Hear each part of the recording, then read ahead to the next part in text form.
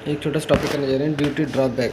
Duty drawback यानी duty का हमें वापस मिलना। ठीक है, ड्यूटी ड्रॉबैक, ड्यूटी का वापस मिलना। देखो इसमें सेक्शन कौन है, सेक्शन 74 और 75 है हमारे पास। सेक्शन 74 और 75 है। 74 में दो सेक्शन है, 74(1) और 74(2). 74 यानी कार होता है, कार के साथ टाई लगी है। ठीक है, और यहाँ पर कार के साथ, कार में नो है, शिप है। देखो अगर कार में टाई लगी है तो टाई को एज सच ही एक्सपोर्ट किया जाता है, तो 98% ड्यूटी वापस मिल जाती है। कार में जो टाई है, टाई को एज सच जैसा लाए थे इम्पोर्ट किया वैसा ही अगर एक्सपोर्ट कर दिया एज सच, तो 98% तक ड्यूटी वापस मिल जाएगी आपको। और कार में नो रखी है, कार में नो रखी है, कार में शिप रखी है, तो इसका मतलब उसको शिप को तुमने यूज़ किया है, उसको यूज़ किया और फिर एक्सपोर्ट किया है, तो क्या सिचुएशन होगी वो हम देखेंगे। ठीक है, तो 74(1) जो है ये बताता है कि इंपोर्ट किया है और ड्यूटी पे करके घर लाए और फिर एक्सपोर्ट कर दिया है एज सच 2 साल के अंदर अंदर। इसमें 2 साल का एक्सटेंशन और मिल सकता है, यानी 4 साल हो गए। 2 साल के अंदर अंदर एक्सपोर्ट करना होता है, 2 साल का एक्सटेंशन भी मिल जाता है। और 74(2) क्या कहता है, अगर आपने इंपोर्ट किया है, ड्यूटी पे किए, घर लेकर आए और फिर इसको यूज़ किया है और फिर एक्सपोर्ट किया है, तो उस सिचुएशन में सिनेरियो क्या होगा। यहाँ पर आओ जरा। 74(1) एज सच वाला केस है, तो 98% ड्यूटी ड्रॉबैक मिल जाएगा, चाहे एक्सपोर्ट नॉर्मल तरीके से किया हो, चाहे बैगेज के थ्रू किया हो, चाहे पोस्ट के थ्रू किया हो। लेकिन गुड्स जो हैं आइडेंटिफाइबल होने चाहिए ACDC को, असिस्टेंट कमिश्नर डिप्टी कौन सा है, डिप्टी कमिश्नर को ये आइडेंटिफाइबल होनी चाहिए गुड्स। ठीक है, क्योंकि आप एक्सपोर्ट कर रहे हो ना, एज सच कर रहे हो, तो ऐसा है कि आइडेंटिफाइबल होने चाहिए। और 74(2) का कहता है अगर आपने यूज़ कर लिए हैं तो उस केस में क्या सिचुएशन होगी, 3 केस होंगे आपको। इस एक पहले सिचुएशन में कोई भी ड्रॉबैक, ड्यूटी ड्रॉबैक नहीं मिलेगा। सेकंड केस है कि अगर आपने मोटर कार ख़रीदा है, आपने इंडिविजुअल पर्पज़ के लिए, बिज़नेस के लिए, या फिर गुड्स इंडिविजुअल पर्सनल के लिए, बिज़नेस के लिए, और goods by individual for the personal use है, गुड्स खरीदे, गुड्स जो इंपोर्ट किए पर्सनल यूज़ के लिए। और तीसरा केस है कि all other goods for the business use के लिए, गुड्स आपने इंपोर्ट किए बिज़नेस यूज़ के लिए। इन 3 केसेस में आपने एक लाए हो और फिर एक्सपोर्ट किए हैं यूज़ करने के बाद। तो अगर आप वेयरिंग एप्रल्स लाए, उसको यूज़ कर लिए और फिर आप एक्सपोर्ट करते हो, तो no drawback, no duty drawback. अगर आप टी के चेस्ट लाए हो, यूज़ कर लिया, फिर एक्सपोर्ट कर रहे हो, नो ड्यूटी ड्रॉबैक। अगर आप लाए हो सिनेमेटोग्राफिक फिल्म्स, उसको आपने यूज़ कर लिया, फिर एक्सपोर्ट करिए, नो इसमें duty drawback. Unexposed photographic film लाए हो, उसको यूज़ कर लिया, फिर आप एक्सपोर्ट कर रहे हो, नो ड्यूटी ड्रॉबैक। अगर एक्सरे फिल्म लाए, उसको यूज़ कर लिए, फिर एक्सपोर्ट कर रहे हो, नो सिनेमेटोग्राफी फिल्म। इस मतलब ऐसी चीज़ें हैं जो कि एक बार यूज़ होने के बाद दोबारा यूज़ करने के लायक नहीं होती, तो आप एक्सपोर्ट क्यों कर रहे हैं, मतलब इसको एक्सपोर्ट करने से आपको वैल्यू मिलने वाली नहीं है। आप जानबूझ के कर रहे होंगे, अगर कुछ भी कर रहे हो गड़बड़ करने के हिसाब से, हम ड्यूटी ड्रॉबैक नहीं देंगे। ठीक है, दूसरा है मोटर कार ला रहे हो आप, मोटर कार ला रहे हो इंडिविजुअल या बिज़नेस के लिए, पर्सनली इंडिविजुअल पर्पज़ के लिए, और गुड्स ला रहे हैं पर्सनल यूज़ के लिए, तो उस केस में क्या होता है कि ड्यूटी ड्रॉबैक कैसे मिलती है, जो भी आपने इंपोर्ट ड्यूटी पे की होती है उसमें से ये माइनस कर दो। क्या माइनस कर दो, पहले साल में 4% ईच क्वार्टर के हिसाब से आप 4% ईच क्वार्टर के हिसाब से आप माइनस कर दो वैल्यू को, यानी 16% जो भी टोटल इंपोर्ट ड्यूटी थी उसका 16% आप माइनस करके वापस, इंपोर्ट ड्यूटी थी उसमें 16% माइनस कर दो, 16% ऑफ इंपोर्ट ड्यूटी जो पे की उसको माइनस कर दो, जो बचा हुआ है वो आप ड्रॉबैक ले लो।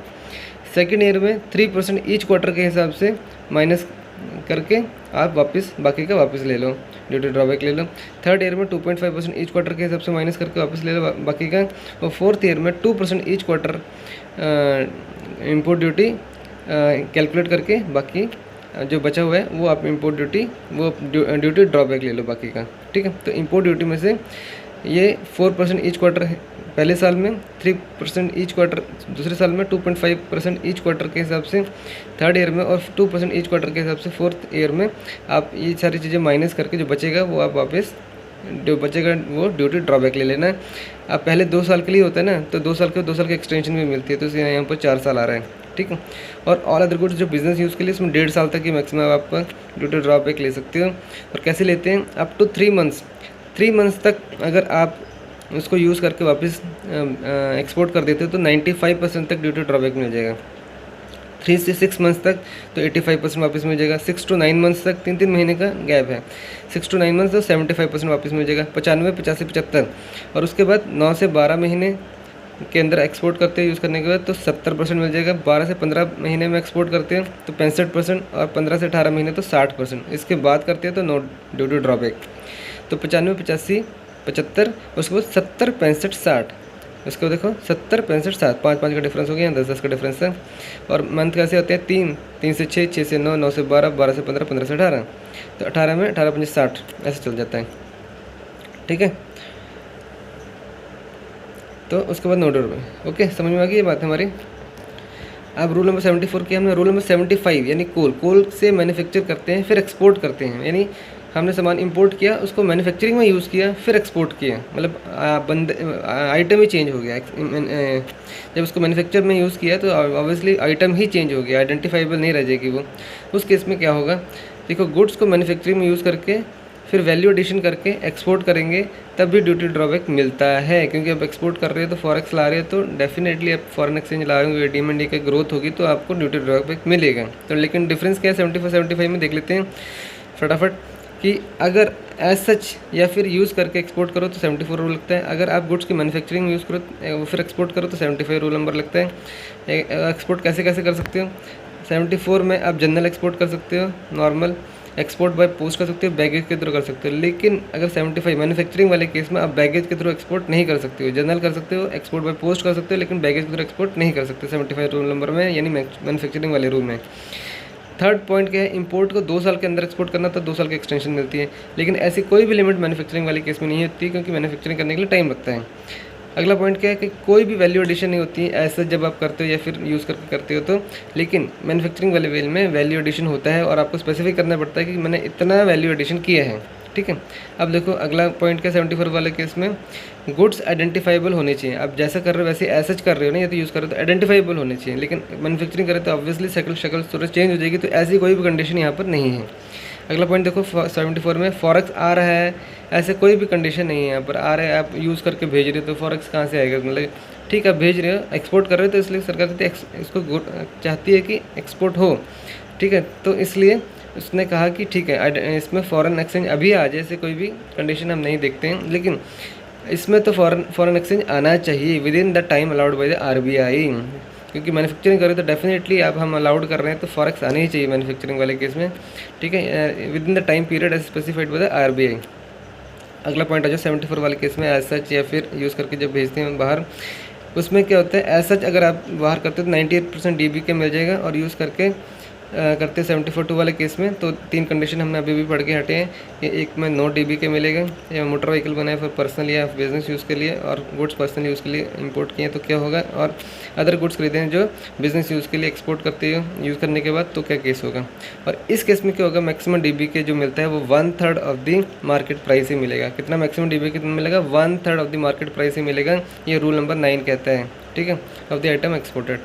तो मैक्सिमम DB के कितना है? 1/3 of the market price of the items exported, ऐसा रूल नंबर 9 कहता है यहाँ पर। ठीक है, ये होगी बातें हमारी।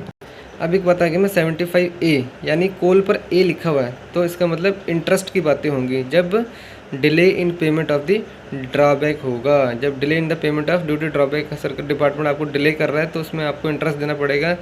ठीक है, तो वो कब लिखा होगा? जब कोल पर A लिखा होता है तब इंटरेस्ट की बातें होती है। कोल पर A लिखा होता है, कोल पर A लिखा है वो वाले से हम इंटरेस्ट लिखते हैं, ऐसे याद कर लो। देखो हमने री एक्सपोर्ट की और एप्लीकेशन फाइल की कि हमें ड्यूटी ड्रॉबैक चाहिए, है ना। ठीक है, तो डिपार्टमेंट की रिस्पॉन्सिबिलिटी की एप्लीकेशन के 1 महीने तक ड्रॉबैक देना है। कब तक देना है? 1 महीने तक ड्रॉबैक देना है, नहीं तो डिपार्टमेंट को इंटरेस्ट पे करना पड़ेगा साथ में। कितना? @6% पर एनम के हिसाब से। कितना? @6% पर एनम के हिसाब से 1 महीने के बाद में, जब तक पेमेंट नहीं की, मतलब 6% पर एनम के हिसाब से इंटरेस्ट पे करेगा। अगर 1 महीने तक उस यानी कि 1 महीने के बाद से इंटरेस्ट लगना शुरू हो जाएगा, समझ गए। अगर हमने गलती से DB के ले लिए, गलती से ले लिए, फ्रॉड से ले लिए, गलती से ले लिए, फ्रॉड नहीं मतलब गलती से ले लिए है, तो हमें 2 महीने के अंदर, जैसे पता लगा हमें गलती है मेरी, तो 2 महीने के अंदर अंदर हमें वापस कर देना है। कैसे करना है? 2 महीने के अंदर अंदर वापस कर देना, नहीं तो स्टार्टिंग से ही इंटरेस्ट देना पड़ जाएगा भैया। ये देखो यहाँ पर चालाकी सरकार की कि स्टार्टिंग से ही इंटरेस्ट देना पड़ेगा, वो भी कैसे? @15% पर एनम के हिसाब से। ठीक है, कितना? 15% पर एनम के हिसाब से। अगर सरकार की गलती है तो 6% पर एनम के हिसाब से वो देगी, वो भी 1 महीने के बाद से। लेकिन हमारी गलती है तो स्टार्टिंग से ही हमें इंटरेस्ट पे करना पड़ेगा @15% के हिसाब से। ठीक है, तो वहाँ पर उसको कितना टाइम था? मतलब यहाँ पर टाइम का हमारा टाइम ज़्यादा दे दिया है। उसको सरकार ने अपने आप को टाइम 1 महीने का ही दिया है, लेकिन जब हमसे गलती हुई है तो सरकार 2 महीने का टाइम दे देती है कि 2 महीने के अंदर सोच लो, तुमने गलती तो नहीं की है। लेकिन सरकार के केस, अपने केस में उसने 1 महीना रखा है, यहाँ पर टाइम कम रखा है। चलिए ये बात मानते हैं कि टाइम 1 महीने के अंदर अंदर वो देने की कोशिश करती है, नहीं देती है तो इंटरेस्ट देती है हमें 1 महीने के बाद से। लेकिन यहाँ पर तो देख लो ना बड़े, 2 महीने के अंदर नहीं दिया तो स्टार्टिंग से इंटरेस्ट लेना शुरू कर देगा @15% पर annum के हिसाब से, ठीक है। अब आ जाओ जो कैश वाला केस, 76 वाला सेक्शन पे आ जाओ। कैश मतलब वहाँ पर आपको नो ड्यूटी ड्रॉबैक मिलेगा। कैसे? अगर market price of the goods is less than duty drawback. भैया मार्केट प्राइस जो आप बेच रहे हो, जो बेचने जा रहे हो सामान को, उसकी मार्केट वैल्यू जो है वो ड्यूटी ड्रॉबैक से ही कम है, तो आपको ड्यूटी ड्रॉबैक देगी। हाँ, दूसरा है अगर ड्यूटी ड्रॉबैक 50 रुपये से ही कम है, 50 रुपये से ही कम है तो भी नहीं मिलेगा आपको, ठीक है। 50 रुपये याद रख लेना, वैल्यू 50 रुपये है, ठीक है। Market price of the goods कम है, मार्केट प्राइस गुड्स कम है डीबीके से, अगर ड्यूटी ड्रॉबैक कम है 50 रुपये से ही। और तीसरा कंडीशन है अगर गुड्स वापस क्या है, स्मगल्ड बैक होने की संभावना है। जैसे आपने इंपोर्ट कर लिया और वापस से वो स्मगलिंग होने की संभावना है उसकी, या फिर एक्सपोर्ट कर दिए ड्यूटी ड्रॉबैक, यानी वापस से एक्सपोर्ट कर दिया आपने और वापस से उसको स्मगलिंग ड्यूटी ड्रॉबैक का मिलता है जब आपने इंपोर्ट किया फिर वापस से उसको एक्सपोर्ट करना है, ठीक है। तो आपको पॉसिबिलिटी लग रही है डिपार्टमेंट को वापस से स्मगलिंग वापस हो जाएगी, तब भी आपको ड्यूटी ड्रॉबैक नहीं मिलेगा, ठीक है। तो ये केस होगी, कैश के केस में ऐसा होता है। कैश में लंबे लंबे बाल है मेरे, ठीक है, तो उसमें ड्रॉबैक नहीं मिलेगा। लंबे लंबे बाल है तो उसको देखता है वो चोर जैसे लग रहा है, स्मगलिंग बैक करने की संभावना है उसकी, या तो बहुत ही कम वैल्यू है उसकी, जैसे भिखारी से लग रहा है ये वापस से, जैसे ड्यूटी ड्रॉबैक 50 रुपये का मांगने के लिए आ गया है, इसको नहीं मिलेगा। ये market price of the good जो बेचने जा रहा है उसको मार्केट प्राइस से जो ड्यूटी ड्रॉबैक से ही कम है, इसको क्यों देंगे, ठीक है। ये 3 बातें होगी केस वाले 76 वाले केस में। अब देखो मिसलेनियस कंसेप्ट समझ लो फटाफट। एक इसके लिए अलग से वीडियो बनाता हूँ मिसलेनियस कंसेप्ट के लिए, यहाँ एक क्लिक ख़त्म करते हैं इसका।